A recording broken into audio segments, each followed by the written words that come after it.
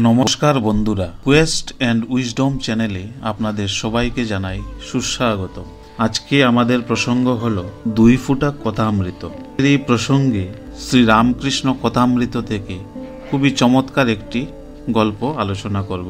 একবার শ্রী রামকৃষ্ণ ব্রাহ্ম সমাজের এবং ভক্তবৃন্দের সহিত বেদ ও তন্ত্রের সমন্বয় তথা আদ্যাশক্তির ঐশ্বর্য ইত্যাদি নিয়ে আলোচনা করছিলেন। শ্রীরামকৃষ্ণ বলছেন, বেদান্তবাদী ব্রহ্মজ্ঞানীরা বলে সৃষ্টি, স্থিতি, প্রলয়, জীব জগৎ এসব শক্তির খেলা। বিচার করতে গেলে এসব স্বপ্নবৎ, ব্রহ্মই বস্তু আর সব অবস্তু। শক্তিও স্বপ্নবৎ, অবস্তু। কিন্তু হাজার বিচার করো, সমাধিস্থ না হলে শক্তির এলাকা ছাড়িয়ে যাবার জো নাই। আমি ধ্যান করছি, আমি চিন্তা করছি, এসব শক্তির এলাকার মধ্যে, শক্তির ঐশ্বর্যের মধ্যে। তাই ব্রহ্ম আর শক্তি অভেদ। এককে মানলেই আরেকটিকে মানতে হয়। যেমন অগ্নি আর তার দাহিকা শক্তি। অগ্নি মানলেই দাহিকা শক্তি মানতে হয়। দাহিকা শক্তি ছাড়া অগ্নি ভাবা যায় না। আবার অগ্নিকে বাদ দিয়ে দাহিকা শক্তি ভাবা যায় না। সূর্যকে বাদ দিয়ে সূর্যের রশ্মি ভাবা যায় না।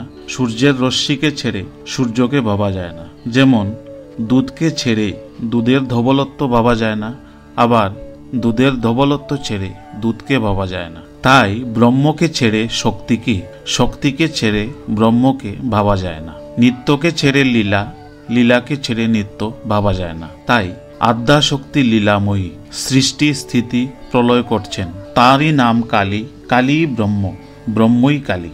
তিনিই এক, কেবল নামে তফাৎ। তাকে কেউ বলছে আল্লাহ, কেউ গড, কেউ বলছে ব্রহ্ম, কেউ কালী, কেউ বলছে রাম, হরি, যিশু, দুর্গা। তারপর কেশবচন্দ্র সেন সহাস্যে ঠাকুরকে বললেন, কালী কতভাবে লীলা করছেন সেই কথাগুলি একবার বলুন। শ্রীরামকৃষ্ণ সহাস্যে উত্তর দিলেন, তিনি নানাভাবে লীলা করছেন। তিনিই মহাকালী, নিত্যকালী, শ্মশানকালী, রক্ষাকালী, শ্যামাকালী। মহাকালী, নিত্যকালীর কথা তন্ত্রে আছে। যখন সৃষ্টি হয় নাই, চন্দ্র, সূর্য, গ্রহ, পৃথিবী কিছুই ছিল না, নিবিড় আধার, তখন কেবল মা নিরাকারা মহাকালী মহাকালের সঙ্গে বিরাজ করছিলেন। শ্যামাকালীর অনেকটা কোমল ভাব, বরাভয় দায়িনী। গৃহস্থ বাড়িতে তাঁরই পূজা হয়। যখন মহামারী, দুর্ভিক্ষ, ভূমিকম্প, অনাবৃষ্টি, অতিবৃষ্টি হয়, রক্ষাকালী পূজা করতে হয়। শ্মশানকালীর সংহার মূর্তি। সব শিবা, ডাকিনী, যোগিনী মধ্যে শ্মশানের উপর থাকেন। রুধির দ্বারা গলায় মুন্ডমালা, কোটিতে নরহস্তের কোমরবন্ধ। যখন জগৎ নাশ হয়, মহাপ্রলয় হয়, তখন মা সৃষ্টির বীজ সকল কুড়িয়ে রাখেন। গিন্নির কাছে যেমন একটা নেতাকেতার হাঁড়ি থাকে। উপস্থিত কেশবচন্দ্র সেন ও ব্রাহ্ম সমাজের অন্যান্য ভক্ত সকলেই সহাস্যে ঠাকুরের দিকে তাকিয়ে আছেন। ঠাকুরও সহাস্যে বলতে লাগলেন, হ্যাঁ গো, গিন্নিদের ওই রকম একটা হাঁড়ি থাকে। ভিতরের সমুদ্রের ফেনা, নীল বড়ি, ছোট ছোট পুটলি বাঁধা শশা বিচি, কুমড়া বিচি, লাউ বিচি, এই সব রাখে, দরকার হলে বের করে। মা ব্রহ্মময়ী সৃষ্টি নাশের পর ওই রকম সব বীজ কুড়িয়ে রাখেন। সৃষ্টির পর আদ্যাশক্তি জগতের ভিতরেই থাকেন, জগৎ প্রসব করেন, আবার জগতের মধ্যে থাকেন।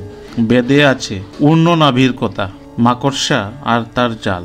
মাকড়সা ভিতর থেকে জাল বার করে আবার নিজে সেই জালের উপর থাকে। ঈশ্বর জগতের আধার ও আধেয় দুই। কালী কি কালো, দূরে তাই কালো, জানতে পারলে কালো নয়। আকাশ দূর থেকে নীলবর্ণ, কাছে দেখো কোনো রং নাই। সমুদ্রের জল দূর থেকে নীল, কাছে গিয়ে হাতে তুলে দেখো কোনো রং নাই। আশা করি আজকের এই সুন্দর আলোচনাটি আপনাদের খুব ভালো লেগেছে। ভালো লেগে থাকলে ভিডিওটিকে রুচকার মতো বেশি করে লাইক, শেয়ার ও ভালো ভালো কমেন্টস করবেন।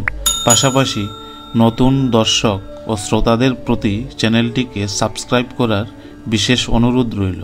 দেখা হচ্ছে আবার পরবর্তী ভিডিওতে। জয় রাম, জয় গোবিন্দ।